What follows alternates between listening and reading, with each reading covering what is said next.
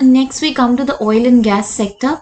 Uh, the oil and gas sector is an extremely important sector for India's progress and growth in the future. Now, our aim is that we want to generate 175 gigawatt of installed capacity of renewable energy by 2022. So we are gradually trying to shift to greener fuels, towards cleaner to achieve our Paris targets of below 2 degree centigrade of rise in temperature below pre-industrial level, from the pre-industrial levels. And for that we have taken various measures, various steps in order to achieve that. So coming to the oil and gas sector, which still is the which still contributes to our major like our oil, all our energy sector is mainly dependent on this oil sector, on petroleum. So we still couldn't move totally to biofuels, etc., though it is, we are slowly increasing the share, but we have still not gone totally into, we could shift like a lion's share from these sectors.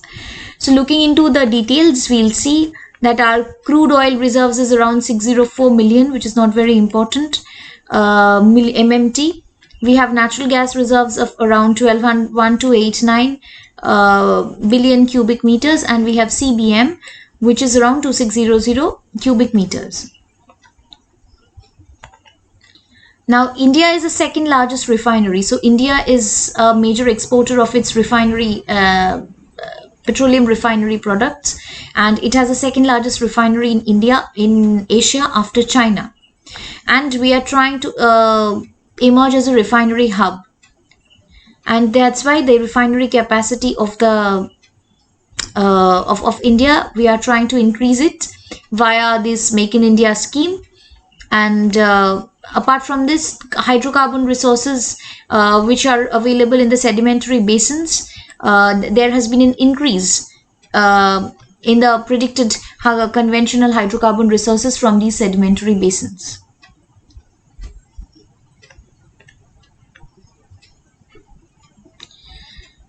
Now we'll look at the different schemes that are there in the oil and gas sector. First, we have the Pradhan Mantri Ujjwala Yojana, which promises LPGs, which is the LPG subsidy scheme for BPL families, and it will be registered in the name of the woman of the family, and it is for a period of 3 years ending in financial year 2019-20. Next, we have the National Gas Grid, which is the Pradhan Mantri Urja Ganga Yojana, and the aim is to promote a gas-based economy and improve the share of gas in the energy basket to 15%. The objective is to provide clean energy in eastern India. Apart from that, the government has launched the open acreage licensing policy for international competitive bidding, and then we have the National Data Repository to make the entire exploration and production process of hydrocarbons, that is, it's a kind of a directory or a kind of a data storage system where all exploration and production of data, everything for research, etc., is available.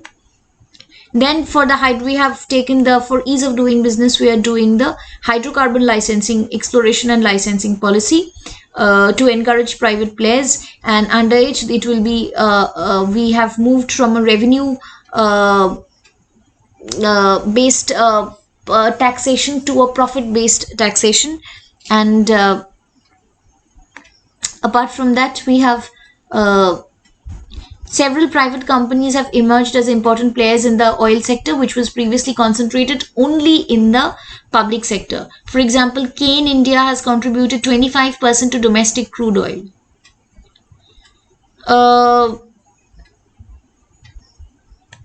Apart from this, India's largest grassroots refinery of 60 million metric tons per annum capacity was to be set up in the West Coast by oil and gas central public sector units. We are also trying to move to a gas-based economy, and by connecting major cities with green highways, and this will depend on our gas-based fuels like CNG and LNG with adequate refueling stations.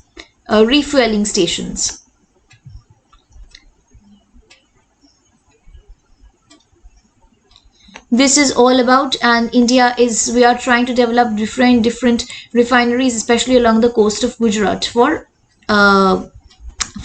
export. Now something about the oil and gas industry. India is the third largest consumer in the oil in the world after US and China.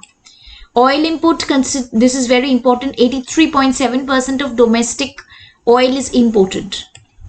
And out of our primary energy consumption, 41.73 comes from oil and gas. Among India's reserves, maximum are offshore reserves like 66%, 34% is onshore reserves. India, as I said, has the second largest refinery in the world after China, and it is the fourth largest LNG importer, liquefied natural gas importer. And this accounts for 7.1% of global imports.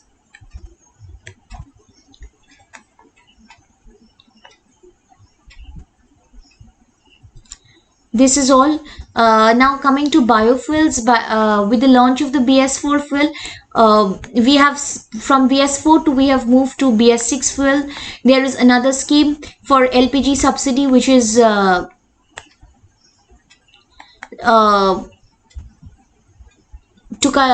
is the PEHEL scheme, which is the direct benefit transfer of the subsidy from gases. Also there is we are promoting a policy of biofuels, so that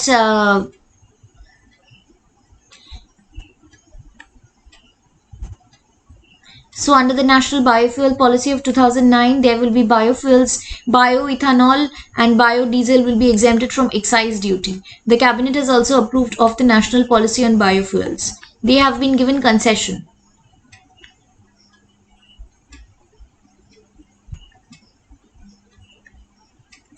So this is all about here. Next we come to FDI. The government has allowed 100% FDI in the automatic route in exploration of oil and natural gas, infrastructure relating to petroleum, marketing, there is 100% FDI, LNG regasification infrastructure, petroleum refining, etc. 100%. Policy or private participation in exploration, all these have 100% FDI via the automatic route. Now in case of petroleum refining by a PSU, government allows 49% via automatic route without disinvestment of dilution of domestic equity in existing PSUs. So PSUs where shares have not been disinvested, in those PSUs in the refining sector, if FDI wants to come, then it will be allowed only up to 49% via automatic route. Now we have from the new exploration licensing policy, we have the hydrocarbon exploration and licensing policy, which provides a uniform licensing system for oil, gas, CBM, shale, etc.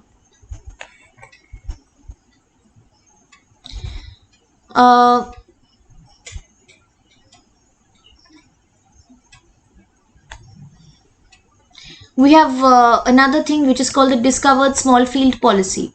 This is to increase the domestic production of oil and gas. Along with the ONGC and OIL, Oil India Limited, the Government of India has launched this. It aims for monetization of 69 discovered small fields of ONGC and OIL, which are not put into production. So basically the government has offered for sale these 69 discovered fields. Apart from that, our gas sector, the domestic gas pricing policy, the gas pricing has been linked to the market rate since November 2014.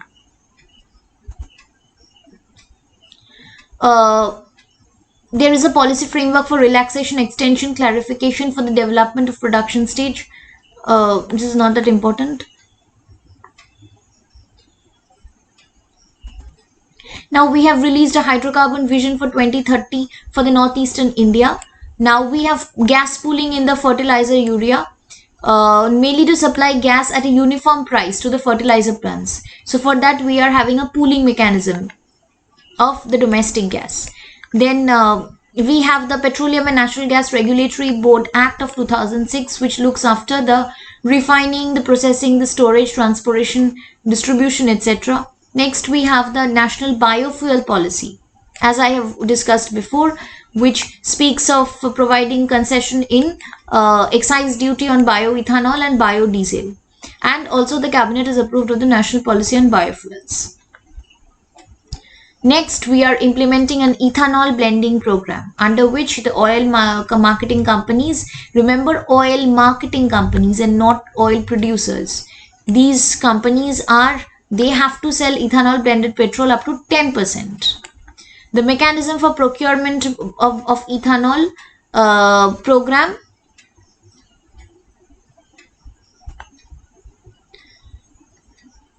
has been approved by the government.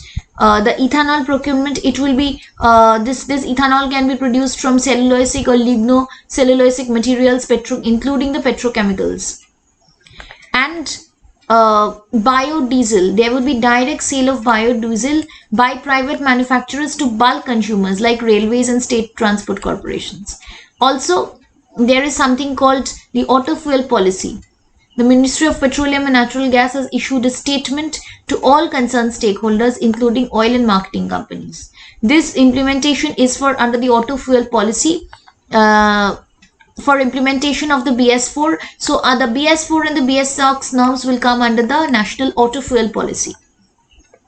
Also, there is a policy on shale gas and oil, which will allow these companies apply for shale gas and oil rights exploration in the petroleum fields. Next, we come to the financial incentives. There is no basic customs or CVD on import of goods required for exploration and production of hydrocarbon activities. Thus, central sales tax is no longer applicable. There are various exemptions under the customs duty, etc. Movement of goods from one block to another and the various types of licensing, they have all been merged into one.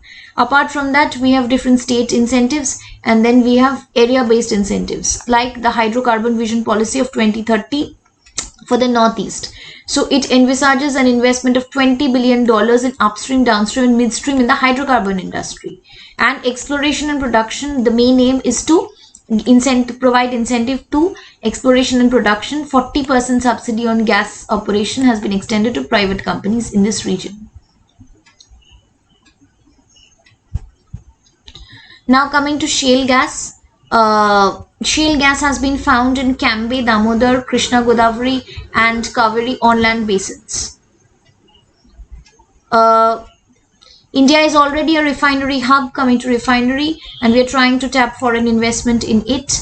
Then for pipeline transportation, India has petroleum movement of only 35% by pipeline, whereas in developed countries like US it is 60%. So we need a better gas grid, a better city gas distribution, and to look after that we have the Petroleum and Natural Gas Regulatory Board. So the government has ensured city gas distribution companies for availability of domestic gas for CNG and PNG, that is for domestic consumption. CNG is for transport and PNG is for domestic consumption.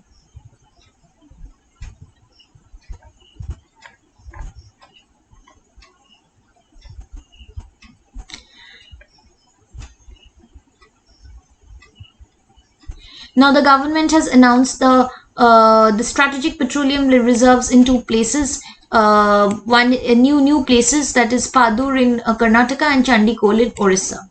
Also, the government is planning to set up city gas distribution network by 2022, which will connect 326 cities.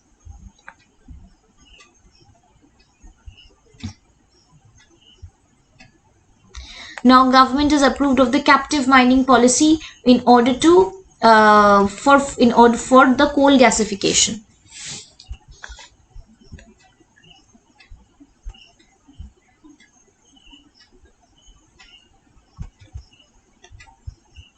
Apart from that, we don't have anything else.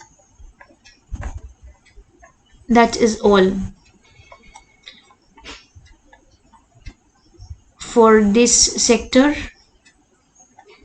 And there is a small report that is, as a part of the International Energy Outlook 2018, more than 40% of global demand was in Europe and North America. 20% was seen in developing economies in Asia.